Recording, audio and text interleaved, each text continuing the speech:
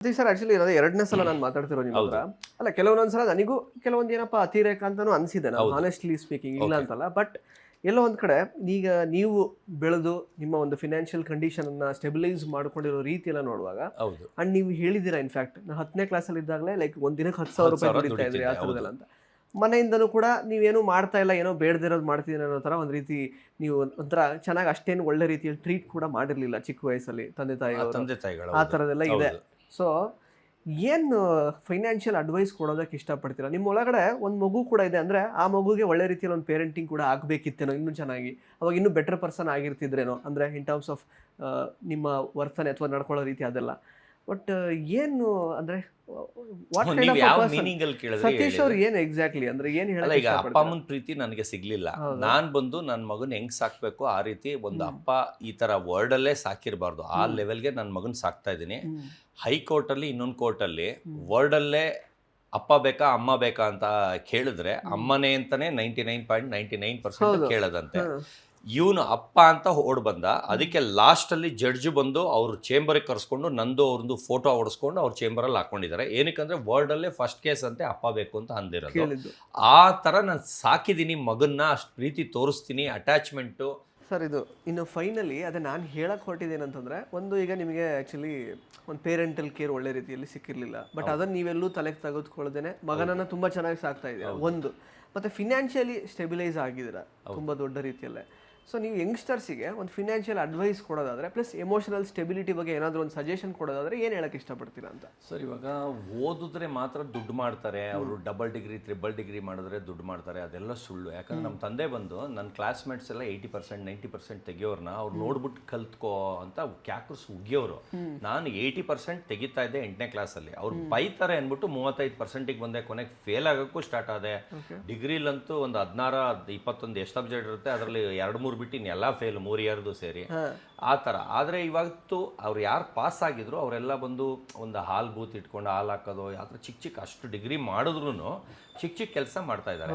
ಈಗ ಅವರೆಲ್ಲ ನನ್ನ ಚೀಫ್ ಗೆಸ್ಟ್ ಥರ ಅವ್ರ ಫಂಕ್ಷನ್ಗೆ ಸಾರ್ ಬರಬೇಕು ಅಂತಾರೆ. ಈಗ ನಮ್ಮನೆ ಬಂದಾಗ ನಮ್ಮಪ್ಪನಿಗೆ ಈಗಲೂ ಅರ್ಥ ಆಗಲ್ಲ, ಏನಕ್ಕೆ ನಿಂಗೆ ಸನ್ಮಾನ ಮಾಡ್ತಾರೆ, ಏನಕ್ಕೆ ಅವಾರ್ಡ್ ಕೊಡ್ತಾರೆ, ಏನಕ್ಕೆ ಶಾಲ್ ಹಾಕ್ತಾರೆ, ಏನಕ್ಕೆ ಇಷ್ಟು ಮೊಮೆಂಟೋಸ್ ಕೊಡ್ತಾರೆ, ಏನಕ್ಕೆ ಸೆಲ್ಫಿ ಹೊಡ್ಸ್ಕೊತಾರೆ ಅಂತ ನಾನು ಗೊತ್ತಿಲ್ಲ ಅಂತೀನಿ. ಯಾಕಂದರೆ ನಾನು ಅವ್ರಿಗೆ ಲಾಯರ್ ಆಗ್ಬೇಕನ್ನೋದು ಇಷ್ಟ ಆಯ್ತು.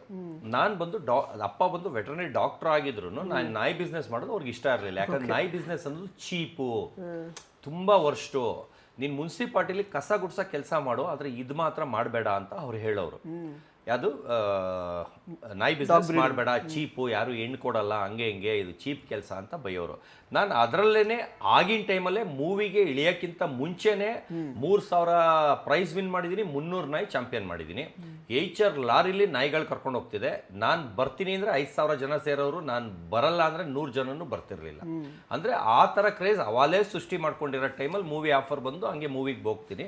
ಆಮೇಲೆ ಮೂವಿಲಿ ನನಗೆ ಬೆಳೆಯಕ್ಕೆ ಬಿಡಲ್ಲ, ಅದರಿಂದ ನಾನು ಅಲ್ಲೂ ಇಲ್ಲ ಇಲ್ಲೂ ಇಲ್ದಂಗೆ ಆಗುತ್ತೆ ಅಂದ್ಬಿಟ್ಟು ಮೂವಿನ 6 ತಿಂಗಳಿಗೆ ಬಿಟ್ಬಿಡ್ತೀನಿ. ಬಿಟ್ಬಿಟ್ಟು ವಾಪಸ್ ಡಾಗ್ ಫೀಲ್ಡ್ಗೆ ಬರ್ತೀನಿ. ಬಂದ ಮೇಲೆ ನಾನು ವರ್ಲ್ಡ್ಗೆ ನಂಬರ್ 1 ಆಗಬೇಕು ಅನ್ನೋದು 10ನೇ ಕ್ಲಾಸಿಂದ ಆಸೆ. ಅಂದರೆ ಗೂಗಲ್ ಮಾಡಿದ್ರೆ ವರ್ಲ್ಡ್ಗೆ ನಂಬರ್ 1 ಆಗಬೇಕು ಅಂತ. ಇವತ್ತು ಗೂಗಲ್ ಮಾಡಿದ್ರೆ world's number 1 celebrity dog breeder, ಇಲ್ಲ ವರ್ಲ್ಡ್ಸ್ ನಂಬರ್ 1 ಡಾಗ್ ಬ್ರೀಡರ್ ಅಂತ ಗೂಗಲ್ ಮಾಡಿ, ಗೂಗಲ್ ಬಂದು ಸುಳ್ಳು ಹೇಳಲ್ಲ, ಅಲ್ಲಿ ಯಾರ್ದು ಫಸ್ಟಲ್ಲಿ ತೋರಿಸುತ್ತೆ ಅವರೇ ವರ್ಲ್ಡ್ಗೆ ನಂಬರ್ 1 ರಿಯಲ್ ಆಗಿ ಅಂತ. ಆ ಲೆಕ್ಕಕ್ಕೆ ವರ್ಲ್ಡ್ ನ್ಯೂಸ್ ಮಾಡಿರೋದ್ರಿಂದ, ಅಷ್ಟು ನ್ಯೂಸಲ್ಲಿ ಬಂದಿರೋದ್ರಿಂದ ನಾನು ವರ್ಲ್ಡ್ಗೆ ಟಾಪ್ ಯಾವ ಬ್ರೀಡರು ಇಲ್ಲ ವರ್ಲ್ಡಲ್ಲಿ, ನನ್ನ ಬಿಟ್ಟು ನನ್ನಷ್ಟು ದೊಡ್ಡ ಬ್ರೀಡರ್ ಇನ್ಯಾರೂ ಇಲ್ಲ ಅನ್ನೋದು ಅದು ಗೂಗಲ್ ತೋರಿಸುತ್ತೆ. ಅದನ್ನು ಪ್ರೂವ್ ಮಾಡ್ಕೊಂಡಿದ್ದೀನಿ. ಎಸ್ ಸರ್, ಅದೇ ನೀವು ಈ ಹಾದಿಯನ್ನು ಹುಡುಕೊಂಡ್ರಿ ಆ್ಯಕ್ಚುಲಿ ಡಾಗ್ ಬ್ರೀಡಿಂಗ್. ಸೊ ಒಂದು ಮನಿ ಸೇವಿಂಗ್, ಹಣ ಸೇವ್ ಮಾಡೋದಕ್ಕೆ ಏನೆಲ್ಲ ಟಿಪ್ಸ್ ಕೊಡ್ತೀರಾ? ಯಾವ ಥರ ನಾನು ಇನ್ವೆಸ್ಟ್ಮೆಂಟ್ ಎಲ್ಲ ಯಾವ ಥರ ಮಾಡಬೇಕು, ಹೆಂಗೆ ಸೇವ್ ಮಾಡಬೇಕು ಅಂತ? ನಾಯಿ ಬಿಸ್ನೆಸ್ ಇಲ್ಲ ವಾಟ್ ಎವರ್, ನಾನು ದುಡ್ಡು ಇವಾಗಿದೆ, ಯಾರು ಬೇರೆ ಯಾವುದೇ ಬಿಸ್ನೆಸ್ ಇರಲಿ, ಏನೋ ಗೌರ್ಮೆಂಟ್ ಜಾಬಲ್ಲಿ ಇರಲಿ, ಏನಾದ್ರಲ್ಲಿ ಸೇವಿಂಗ್ಸ್ ಹೆಂಗೆ ಮಾಡಬೇಕು, ಇನ್ವೆಸ್ಟ್ಮೆಂಟ್ ಹೇಗೆ ಮಾಡಬೇಕು? ಸರ್, ಈ ಸೇವಿಂಗ್ಸು ಇನ್ವೆಸ್ಟ್ಮೆಂಟ್ ಮಾಡಿದ್ರೆ ಆಸ್ತಿ ಜಗಳ, ಅಣ್ಣ ತಮ್ಮಂದ್ರ ಜಗಳ, ಕೊಲೆ ಗಿಲೆ, ನೆಮ್ಮದಿ ಹಾಳು, ನೆಮ್ಮದಿಯಾಗಿ ನಿದ್ದೆ ಬರಲ್ಲ. ಇಲ್ಲಿ ನೋಡಿ ನಾನು ಎಷ್ಟು ಗ್ಲೋಗಿದ್ದೀನಿ, ನನಗೆ ಟೆನ್ಷನ್ನೇ ಇಲ್ಲ. ನಮ್ಮಪ್ಪ ಆಸ್ತಿ ಮಾಡಿದ್ರು, ಅದಕ್ಕೆ ನಮ್ಮ ತಮ್ಮ ಅವರೆಲ್ಲ ಕಿತ್ತಾಡಿ ನಮ್ಮಪ್ಪನ ನೆಮ್ಮದಿ ಹಾಳು ಮಾಡಿದ್ರು. ನಾನು ಏನು ಆಸ್ತಿನೇ ಮಾಡಿಲ್ಲ, ಆದರೆ ಮಗನ್ನ ಇನ್ಕಮ್ ಬರಂಗ್ ಮಾಡಿ ಕೊಟ್ಟು ಬಿಟ್ಬಿಡ್ತೀನಿ. ಅವನು ನಂದಕ್ಕೆ ಡಿಪೆಂಡ್ ಆಗಬಾರ್ದು, ನಾನು ನಮ್ಮಪ್ಪನ ಡಿಪೆಂಡ್ ಆಗಿಲ್ಲ. ನಾನು ನಾಯಲ್ಲಿ ದುಡ್ದಿರೋದ್ರಲ್ಲಿ ನಾಯಿ ತೊಗೊಳ್ತೀನಿ, ನಾಯಲ್ಲಿ ದುಡ್ದಿರೋದ್ರಲ್ಲಿ ಬಟ್ಟೆ ತೊಗೊಳ್ತೀನಿ, ನಾಯಲ್ಲಿ ದುಡ್ದಿರೋದ್ರಲ್ಲಿ ಐಷಾರಾಮಿ ಐಟಮ್ ತೊಗೊಳ್ತೀನಿ ಹೊರತು ಆಸ್ತಿ ಪಾಸ್ತಿ ಏನು ಮಾಡಿಲ್ಲ. ನಾನು ಯೂಸ್ ಮಾಡೋದು ಐಫೋನ್ 11. ಸರ್ ಈ ಮನೆ ಸ್ವಂತ ಅದಲ್ವಾ? ಯಾವುದು ಇಲ್ಲ, ಇದು ರೆಂಟೆಡ್. ಐಫೋನ್ 11 ಐಫೋನ್ 11 ಇಟ್ಕೊಂಡಿದ್ದೀನಿ. ಕಾರ್ ಬಂದು ಸಿಯಾಸ್ ಇಟ್ಕೊಂಡಿದ್ದೀನಿ. ಎಲ್ಲರೂ ಹೇಳ್ತಾರೆ ನೀನು ಬೆನ್ಸೋ BMW ಓಡಾಡಬೇಕು ಅಂತಾರೆ. ನನಗೆ ಆ ಶೋಕಿ ಇಲ್ಲ. ಯಾಕಂದರೆ ನನಗೆ ನಾಯೇ ಸಾಕು. ನಾಯಿಂದ ನನಗೆ ಇನ್ಕಮ್ ಬರುತ್ತೆ. ನಾನು ಯಾವ ಸೇವಿಂಗ್ಸು ಮಾಡಿಲ್ಲ. ಅದರಿಂದ ದುಡ್ದಿದ್ರಲ್ಲಿ ಹೊಸ ಬ್ರೀಡ್ ತರ್ಸೋಣ ಅನ್ನೋ ತಲೆ ಹೊಡೆಯುತ್ತೆ. ಇವಾಗ ಯಾವುದೋ ಒಂದು ಆಫರ್ ಬಂದಿದೆ ಎಲೆಕ್ಟ್ರಾನಿಕ್ ಸಿಟಿಗೆ. ಇವ್ರದ್ದು ಇಬ್ಬರದು ಇಂಟರ್ವ್ಯೂ ಮುಗಿದ ಮೇಲೆ ನಾನು ಅಲ್ಲಿ ಹೋಗ್ತಾ ಇದ್ದೀನಿ. ಎಲೆಕ್ಟ್ರಾನಿಕ್ ಸಿಟಿಗೆ ಹೋಗ್ತಾ ಇದ್ದೀನಿ. ಅಲ್ಲಿ ಹೊಸ ಡಾಗು ಚೈನಾ ಇಂಪೋರ್ಟು 5 ತಿಂಗಳು ಮರಿ ಅಂತೆ. ಅದು ದೆವ್ವ ಇದ್ದಂಗಿದೆ. ಅವ್ರು ಸ್ನಾನ ಸರಿಗೆ ಮಾಡಿಸಿಲ್ಲ. ಅದನ್ನ ಪರ್ಚೇಸ್ ಮಾಡಕ್ಕೆ ಹೋಗ್ತಾ ಇದ್ದೀನಿ. ನೆಟ್ ವರ್ತ್ ಎಷ್ಟು ಸರ್ ಸತೀಶ್ ಅವ್ರದ್ದು? ನಾನು ಏನು 1 ರೂಪಾಯಿನೂ ಕೊಡಾಕಿಲ್ಲ ಅಂತ ಹೇಳಿದ್ನಲ್ಲ ಸರ್. ನಾಯೇ ಆಸ್ತಿ ನನಗೆ. ನಾಯಿನೇ ಲೆಕ್ಕ ಹಾಕೊಳ್ಳಿ. 1 ಕೋಟಿ, 8 ಕೋಟಿ, 10 ಕೋಟಿ, 20 ಕೋಟಿ, 30 ಕೋಟಿ, 50 ಕೋಟಿ, 100 ಕೋಟಿ, ಇದನ್ನ ಟೋಟಲ್ ನೀವು ಮಾಡ್ಕೊಳ್ಳಿ. ಅದೇ ದುಡ್ಡು ನನಗೆ. ಓಕೆ, ನಾಯೇ ನನ್ನ ಆಸ್ತಿ ಅಷ್ಟೇ. ಎಸ್ ಸರ್, ಸಾಕಷ್ಟು ವಿಷಯಗಳನ್ನು ಹಂಚ್ಕೊಂಡ್ರಿ. ಸೊ ನಿಮ್ಮ ಮುಂದಿನ ಜೀವನಕ್ಕೆ ಒಳ್ಳೇದಾಗಲಿ. ನಿಮ್ಮ ಮಗನ್ನ ಇಂಡಿಯಾದ ಟಾಪ್ 2nd ಹೀರೋ ಮಾಡಿ. ಖಂಡಿತ ಮಾಡೇ. ನಾನು ಏನು ಅನ್ಕೊಂಡಿದ್ದು ಆಗುತ್ತೆ. ನಾನು ಬೈಕೊಂಡವರು ನೆಗೆದು ಬಿದ್ದಿದ್ದಾರೆ. ನನಗೆ ನಾಲೆಯಲ್ಲಿ ಮಚ್ಚೆ ಇದೆ. ನನಗೆ ಯಾರು ತೊಂದರೆ ಮಾಡಕ್ ಬರ್ತಾರೆ, ನಾನು ಇಲ್ಲಿಂದ ಬೈಕೊಂಡ್ರೆ 6 ತಿಂಗಳಲ್ಲಿ ಆಕ್ಸಿಡೆಂಟ್ ಆಗೋ, ಕೊಲೆ ಆಗೋ, ಸತ್ತೋಯ್ತಾರೆ. ಹೌದಾ? ನಾನು ಮಾಡ್ಸಲ್ಲ, ಅವರೇ ಸತ್ತೋಗ್ತಾರೆ. ನನಗೆ ನಾಲ್ಗೆಲ್ಲಿ ಮಚ್ಚೆ ಇದೆ ಮನಸ್ಸಿಂದ. ನಾನು ಯಾರಿಗೂ ಸಿಟ್ಟಲ್ಲಿ ಪಟ್ಟಲ್ಲಿ ಹೋಗಲ್ಲ.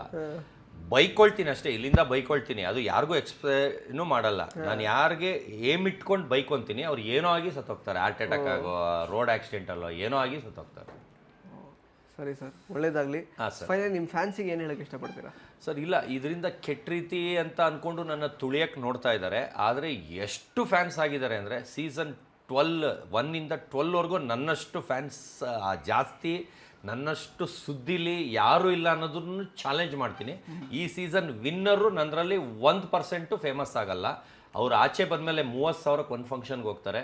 ನಾನು ಆಚೆ ಬರೋಕ್ಕಿಂತ ಮುಂಚೆ 2.5 ಲಕ್ಷಕ್ಕೆ ಹೋಗ್ತಿದ್ದೆ. ಆಚೆ ಬಂದಮೇಲೆ 5 ಲಕ್ಷದಿಂದ 10 ಲಕ್ಷಕ್ಕೆ ಹೋಗ್ತಾ ಇದ್ದೀನಿ. ಅದಕ್ಕಿಂತ ಕಡಿಮೆಗೆ ಯಾವ ಫಂಕ್ಷನ್ಗೂ ಒಪ್ಕೊಳ್ತಾ ಇಲ್ಲ. ಆ ಥರ 1 ನೈಟಲ್ಲಿ ಆ ಜಾಗನ ವರ್ಲ್ಡ್ ನ್ಯೂಸ್ ಮಾಡಿ ತೋರಿಸ್ತಾ ಇದ್ದೀನಿ. ಕರ್ನಾಟಕದಲ್ಲಿ ಒಬ್ಬರು ಫೇಮಸ್ ಆ್ಯಕ್ಟರ್ನ ಒಂದು ಪಬ್ ಓಪನಿಂಗಿಗೆ ಫಿಕ್ಸ್ ಆಗಿದೆ ಡಿಸೆಂಬರಲ್ಲಿ. ಅವ್ರನ್ನ ಕ್ಯಾನ್ಸಲ್ ಮಾಡಿ ನನ್ನ ತಗೊಳಕ್ಕೆ ಸಜೆಷನ್ ಮಾಡಿದ್ದಾರೆ. ಕಾರಣ ಏನಂದ್ರೆ ಅವ್ರು ಬಂದ್ರೆ ಪಕ್ಕದ ರೋಡ್ಗೂ ನ್ಯೂಸ್ ಆಗಲ್ಲ. ಬರೀ ಎಷ್ಟು ಜನ ಬಂದಿರ್ತಾರೆ ಅಷ್ಟೇ, ಅಲ್ಲಿ ಎಷ್ಟು ಮೀಡಿಯಾ ಬಂದಿರುತ್ತೆ ಅಷ್ಟೇ. ನಾನು ಬಂದಲ್ಲಿ ಹೋಗಿ ಲಾಂಚ್ ಮಾಡಿಕೊಟ್ರೆ 1 ನೈಟಲ್ಲಿ ಗೂಗಲ್ ಮಾಡಿದ್ರೆ ಫಸ್ಟ್ ಡೇ ಫಸ್ಟ್ ಶೋನೇ ಗೂಗಲಲ್ಲಿ ಆ ಲೊಕೇಶನ್ ತೋರಿಸುತ್ತೆ. ಆ ಲೆವೆಲ್ಗೆ ವರ್ಲ್ಡ್ ನ್ಯೂಸ್ ಮಾಡ್ಕೊಡ್ತೀನಿ ಅಂತ ಯಾರೋ ಅವ್ರಿಗೆ ಹೇಳಿ ಅವ್ರದ್ದು ನೆಕ್ಸ್ಟ್ ವೀಕಲ್ಲಿ ಮೀಟಿಂಗ್ ಫಿಕ್ಸ್ ಮಾಡಿದ್ದಾರೆ. ನಾನು ಹೇಳಿದೆ ಆ ಸರ್ಗೆ ಎಷ್ಟು ಪೇಮೆಂಟ್ ಕೊಡ್ತಾ ಇದ್ರೆ ಅಷ್ಟು ಕೊಟ್ಟರೆ ನಾನು ಮಾಡ್ಕೊಡ್ತೀನಿ. ಯಾಕಂದ್ರೆ ಅವ್ರಿಗಂದ್ರೆ ಅಷ್ಟು ಕೊಡ್ತಾರೆ, ನನಗಂದ್ರೆ ಕಡಿಮೆ ಕೇಳ್ತಾರೆ.